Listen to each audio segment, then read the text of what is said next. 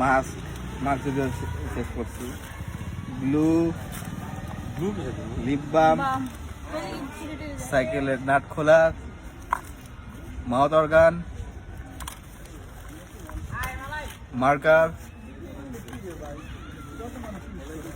NID card আর হচ্ছে টিকার কার্ড, তারপরে হচ্ছে হেডফোন, মাইরা দেওয়া এক্সেল,